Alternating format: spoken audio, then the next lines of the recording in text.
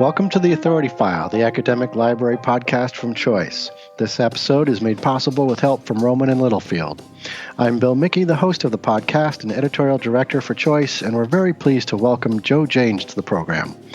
Joe is the author of a book recently published by Rowman and Littlefield called Documents That Changed the Way We Live. It's a fascinating book that examines documents and other information objects from thousands of years ago all the way up to today. Joe's descriptions of these items weave in historical and archival context, but always focus on their informational value, especially how a document's particular definition changes over time.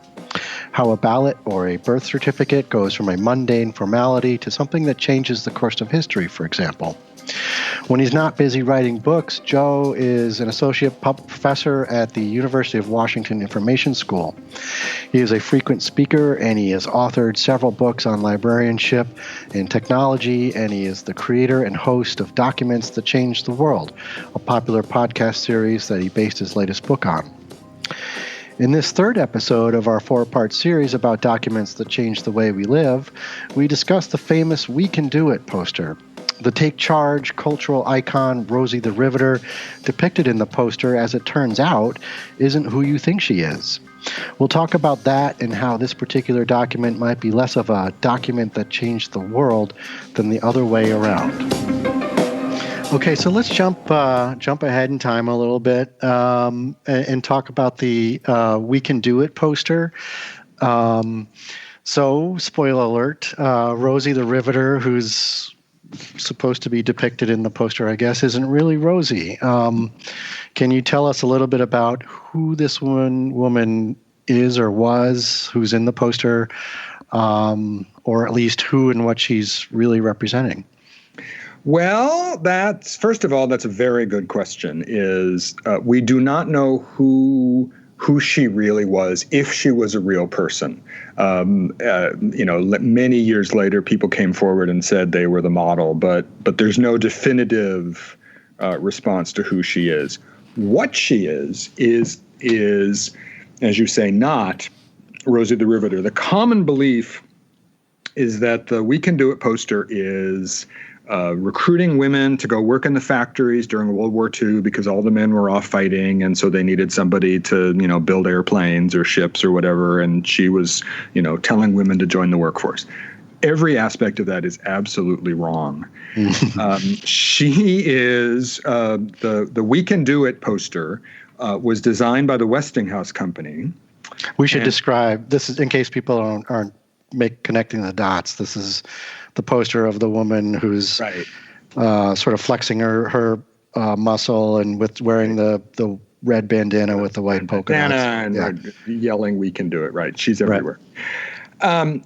She was a poster put together by the Westinghouse Company, and most large companies, particularly manufacturing companies, had these sort of in-house morale committees, which were effectively propaganda arms, that were meant to increase productivity and keep labor peace.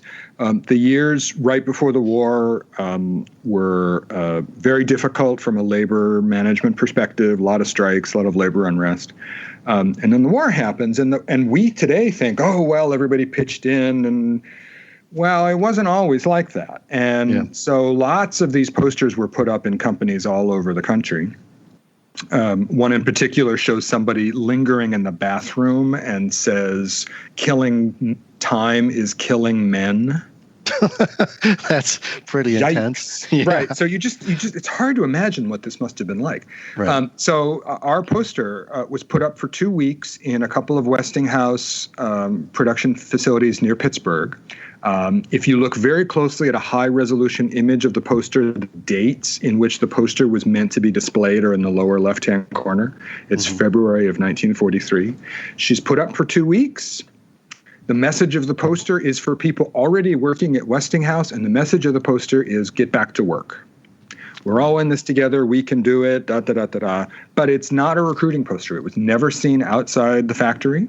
She was put up for 2 weeks. She was taken down. Some other poster was put in its place, and that was the end of her for decades and decades and decades. But that was a mechanism for propaganda and I think labor control is not overstating it. It was meant to keep people motivated, to keep people working. And when she was taken down, that was the end of it in the late part of February 1943. And then she reemerged. Yep. But originally, that's all she was. Our guest this week, Joe Janes, appears courtesy of Rowman and Littlefield. Documents are milestones and markers of human activity, part of who and what we are. Our story can be told through the objects, profound and trivial, famous and forgotten, by which we remember and are remembered. Jane's new book, Documents That Change the Way We Live, examines dozens of compelling stories that describe these documents, focusing on their creation, motivation, influence, context, and their connections to contemporary life. Documents That Change the Way We Live and even more books about books are available from Rowman and Littlefield. If you're purchasing the book from Rowman.com, that's ROWMAN.com, use the promo code Joe Janes, all one word, that's JOEJANES, to save 30% off the cover price. I'm quoting from the book here. Actually, this might be less a document that changed the world than the other way around. She's not Rosie the Riveter, except now she kind of is. So what happened? Talk about that dynamic. And I think we touched on this earlier. There's some of the documents in your book take on a life of their own and have a particular meaning or sentiment ascribed to them over the years that creates this cultural heft that they have in a contemporary world. So what happened with that poster in the meantime, do you think? Yeah. Well, there's a little bit of a mystery here. So 1943, she's taken down and silence. And it isn't entirely clear how she reemerges. She winds up in an issue of Smithsonian Magazine in the 80s. No, excuse me, Washington Post. And then she winds up on the cover of Smithsonian Magazine in 1994. I can't figure out how or why this happens.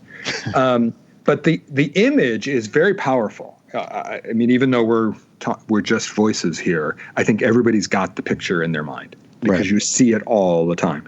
Mm-hmm. And it fits the narrative of calling women to work in the factories, which was a real thing. The female workforce jumped dramatically during the war, fell right back down after the war, which most people don't think about. But when the men came back, the women left, were forced out, and it took a long time for the female workforce to grow back to where it was. But many of them stayed. But it fits the narrative of the home front and Rosie the Riveter, who was a song written several months later, and there was a Norman Rockwell Saturday Evening Post cover that was way more famous that now sits in a museum and it's worth millions of dollars, but nobody knows it because the estate is very protective of its copyright.